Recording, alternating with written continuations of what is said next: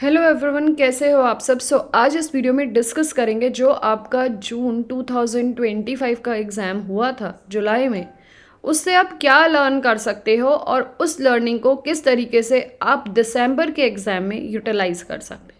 तो ध्यान से सुनिएगा। सबसे पहले तो आपको ये पता होना चाहिए जो जुलाई में एग्ज़ाम हुआ था उसमें हर टॉपिक में से कितने क्वेश्चंस एमसीक्यू और एमएसक्यू के रूप में पूछे गए थे। नाउ नेक्स्ट आपको ये पता होना चाहिए कि प्योर कितने मार्क्स का और जो आपका अप्लाइड का पोर्शन है वो कितने मार्क्स का टोटल आया था। इससे क्या होता है ना, हमें थोड़ी क्लैरिटी मिल जाती है और हमें ये पता चलता है कि ये टॉपिक से इतने क्वेश्चंस एग्जाम में आने वाले हैं और उस टॉपिक की इम्पोर्टेंस, उस टॉपिक का वेटेज पता होने के बाद उस टॉपिक पे हमें आई थिंक ज़्यादा time as compare to theory point of view से और पीवाईक्यूज पॉइंट ऑफ व्यू से लगाना चाहिए। बहुत बच्चे क्या करते हैं कि थ्योरी के कॉन्सेप्ट्स छोटे छोटे आपकी क्लियर नहीं है, आप पीवाईक्यूज में लगे हो और उसके बाद मेरे खुद के काफ़ी सारे व्हाट्सएप ग्रुप हैं जिसमें बच्चे पीवाईक्यूज के ऐसे क्वेश्चंस के डाउट्स पूछते हैं जिनको देख के लगता है कि यार ये स्मॉल बहुत माइन्यूट थिंग्स ऑफ थ्योरी उनको नहीं पता है क्या। तो why they are doing PYQs, they should open the book और जो भी जहाँ भी आप पढ़ रहे हैं पहले उनको क्लैरिफाई करिए, उसके बाद उन क्वेश्चंस को करिए, क्योंकि जब तक वो छोटे पॉइंट्स क्लियर नहीं होंगे पीवाईक्यूज करने का कोई मतलब नहीं है। आप 2 पीवाईक्यू करोगे, अब तीसरे चौथे पीवाईक्यू में हर हालत में फंस जाओगे। दिस इज द रियलिटी, क्योंकि आपका बेस मजबूत होना चाहिए। तभी कहते हैं ना, you have to make your base strong. तो जब तक बेस पे आप काम नहीं करेंगे आपके क्वेश्चंस होने का कोई मतलब नहीं है। जो easy questions which you are able to grasp आप उनको कर पाएंगे। बाय द टाइम जिन क्वेश्चंस में आपको क्लैरिटी नहीं मिल रही है वो क्वेश्चंस नहीं होंगे, टू बी वेरी फ्रैंक। तो प्रॉब्लम यहाँ पे ये है कि you have to work much more then your PYQs to your theory first, and after giving the time to the theory you have to jump it to the PYQs directly, and then you can go for traditional questions or new questions and whatever you feel like. तो it's very important कि पहले theory को emphasis दीजिए। यहाँ पे मेरा ये कहना नहीं है कि आपको ग्रंथ पढ़ना है, आई एम नॉट सेइंग कि पूरी पूरी किताबें पढ़नी है, but you have to be clarify about जो इंपॉर्टेंट टॉपिक्स हैं उनके कॉन्सेप्ट्स क्या हैं और उन कॉन्सेप्ट्स की थ्योरी आपको आएगी। तो क्वेश्चन में अगर आप एक बार फंसेंगे तो it's my clarity about it कि आप उस क्वेश्चन को बहुत अच्छे से आगे जाके समझ पाएंगे, क्योंकि आपको कनेक्शन करना आ जाएगा। You able to connect the dots between different point of theorems, between different point of theory. और वैसे भी अगर हम प्योर की बात करें तो प्योर में तो थ्योरी का ही एम्फेसिस है ना। प्योर में तो थ्योरम्स, कॉरोलरीज, इन्हीं की खूबसूरती है। जब तक आप इन थ्योरम्स को, इन कॉन्सेप्ट्स को अच्छे से नहीं समझेंगे, इन पे बेस्ड क्वेश्चंस करना, उनकी क्लैरिटी को नहीं समझेंगे तो डाउट्स तो हमेशा बने रहेंगे। तो बेटर है give more emphasis to the concepts. Concepts को जितना ब्रश अप करेंगे you will be going to make the good and a long run for you. तो ये ध्यान रखिएगा। अब बात करते हैं इस कंटेंट की जिस पे मैं आज बात करने वाली हूँ आप लोगों के साथ, कि जो जून में एग्ज़ाम हुआ था, दैट मीन्स जो जुलाई में एग्ज़ाम हुआ था, जून का शेड्यूल्ड एग्ज़ाम, उसमें किस तरीके के क्वेश्चंस आए थे। अगर हम बात करें सब्जेक्ट और नंबर ऑफ क्वेश्चंस की जिससे एमसीक्यूज बने थे, मतलब मल्टीपल चॉइस क्वेश्चंस, तो रियल आंसर्स के आपके 6 क्वेश्चन आए थे। अगर एमएसक्यू की बात करें तो रियल आंसर्स में आपके 9 क्वेश्चंस आए थे। तो अगर हम देखें तो टोटल 15 क्वेश्चंस आपके रियल आंसर्स के आते हैं। और रियल आंसर्स खुद में बहुत एक इम्पॉर्टेंट रोल प्ले करता है, बहुत बहुत वास्ट भी है, इसके क्वेश्चंस नहीं हो पाते। तो सबसे इंपॉर्टेंट है पहले इसकी टॉपिक वाइज थ्योरी समझिए। जैसे अगर आपने सीक्वेंस का चैप्टर पकड़ा तो सीक्वेंस में आपको सब कुछ पता होना चाहिए कि भाई सीक्वेंस क्या होती है, बाउंडेड सीक्वेंस क्या होती है, कन्वर्जेंट सीक्वेंस क्या होती है, आपकी सब सीक्वेंसेस क्या होती हैं, आपका limit point of the sequence क्या होता है, आपके लिमिट पॉइंट्स क्या होते हैं, limit point of the sequence and limit points में क्या डिफरेंस है, कन्वर्जेंट सीक्वेंस या मोनोटोनिक सीक्वेंस या बाउंडेड सीक्वेंस के बिटवीन रिलेशन कैसे स्थापित हो सकता है। You have to learn all these things. जब तक ये चीज़ें नहीं होंगी, इन पे रिलेटेड क्वेश्चंस आप नहीं करेंगे तो you will be not able to understand what the sequence is all about. फिर बात फिर वही आ जाती है कि मैम क्वेश्चंस नहीं हो पाते हैं। तो क्वेश्चंस कहाँ से होंगे डियर, जब आपके कॉन्सेप्ट्स ही अच्छे से क्लियर नहीं है। तो you have to work on concepts first, भले ही टाइम लग जाए बट पहले कॉन्सेप्ट सही करो, वरना the looping will always be there कि अभी टाइम लग रहा है, बाद में और टाइम लगेगा। हम फिर क्वेश्चंस करने के बाद थ्योरी पे जाते हैं तो वो बहुत गलत हो जाता है। Moving to the next topic which is your linear algebra. Linear algebra में 5 क्वेश्चंस आपके एमसीक्यू के आए थे और 10 क्वेश्चन आपके एमएसक्यू में आए थे।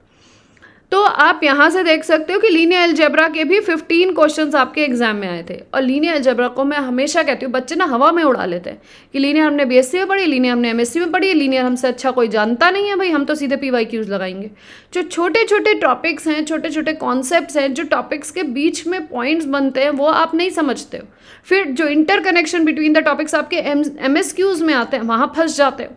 तो it is very important, give time to theory. And I am again saying कि पूरी पूरी किताबें मत पढ़िए, इंपॉर्टेंट टॉपिक्स को ज़रूर पढ़िए, क्योंकि वो एक बहुत मेजर रोल आपकी प्रिपरेशन के लिए हो सकता है।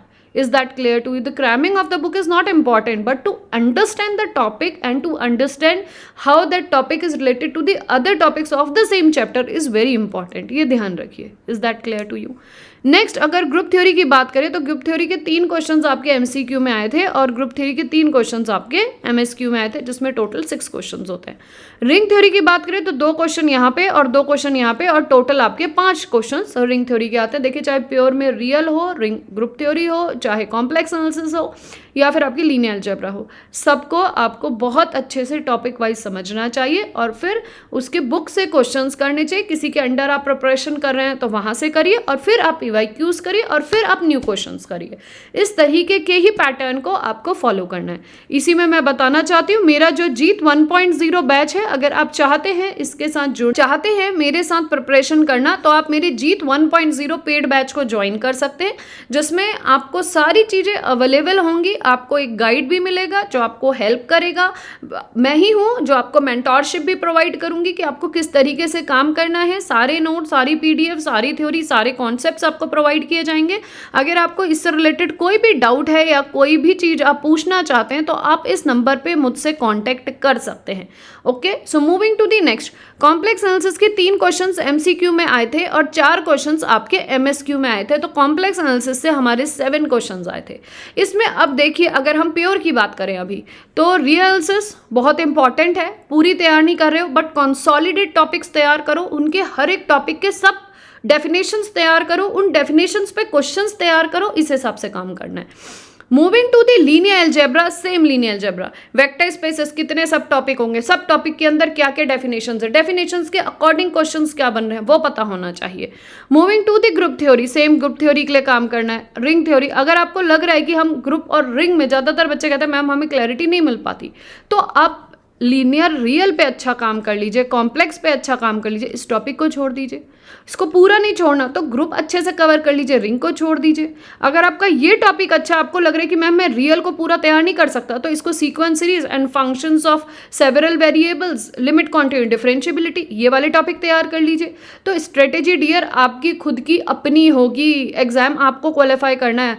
कोई भी मेंटोर, कोई भी टीचर आपको 100% देके अपना आपको क्वालिफाई करने में मदद कर सकता है, लेकिन बाकी जो 100% टीचर देता है, उसके बाद जो 100% आपको खुद लेना होता है वो आपका खुद का होता है। तो ये हमेशा ध्यान रखिए। Okay, moving to the next, अगर हम ओडी की बात करें तो 2 क्वेश्चंस ओडी के यहाँ पे आए थे और 3 क्वेश्चंस यहाँ पे, तो ओडी के टोटल 5 क्वेश्चंस आए थे। पीडी की बात करें तो 2 क्वेश्चंस यहाँ पे और 2 क्वेश्चंस यहाँ पे, तो 4 क्वेश्चंस आपके पीडी के आए थे। न्यूमेरिकल एनालिसिस के आपके टोटल 2 क्वेश्चंस आए थे। कैलकुलस ऑफ वेरिएशन के आपके टोटल 3 क्वेश्चंस एग्जाम में आए थे। क्लासिकल मैकेनिक्स के आपका 1 क्वेश्चन आया था। अब जो ऐसे टॉपिक्स हैं जो इसमें आपको लग रहा है कि आपने पहले पढ़े नहीं है या एग्जाम में क्रैमिंग करके आपने दे दिए एग्जाम, तो आप उनको फ्रीली फ्रैंकली छोड़ दीजिए। कुछ पोर्शन प्योर का पढ़िए स्ट्रांग, और 1-2 टॉपिक आप अपने अप्लाइड के लगाइए और कुछ एप्टीट्यूड पे एम्फेसिस दीजिए। इस स्ट्रेटेजी से आपको काम करना चाहिए अपने एग्जाम को क्वालिफाई करने के लिए, ठीक है।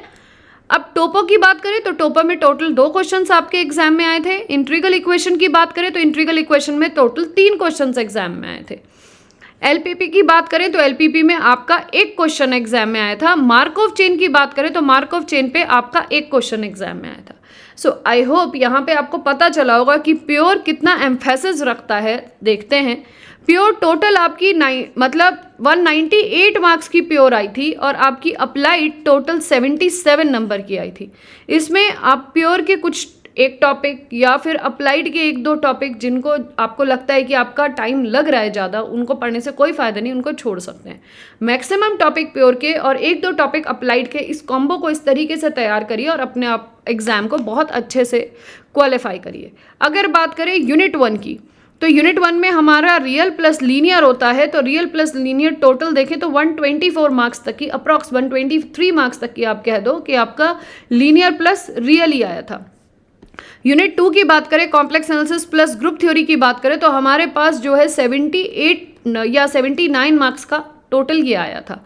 अब बात करें यूनिट 3 की, जिसमें हमारे पास सारा का सारा अप्लाइड का पोर्शन होता है, तो ये आपकी 73 मार्क्स का आया था। तो यहाँ से आपको सबसे ज़्यादा मोस्ट एम्फेसिस किस में देना चाहिए, आपकी यूनिट 1 में। उसके बाद थोड़ा कम एम्फेसिस प्रायोरिटी यहाँ देनी चाहिए और फिर थोड़ी कम प्रायोरिटी यहाँ देनी चाहिए। तो this is for priority 1 topic, this is for priority 2 topic and this is for priority 3 topic. और इसके साथ आपको अपना एप्टीट्यूड की भी प्रिपरेशन स्टार्ट कर देनी चाहिए। एप्टीट्यूड आपको ये नहीं कि अभी से करो, because you can give more emphasis to the subjective now.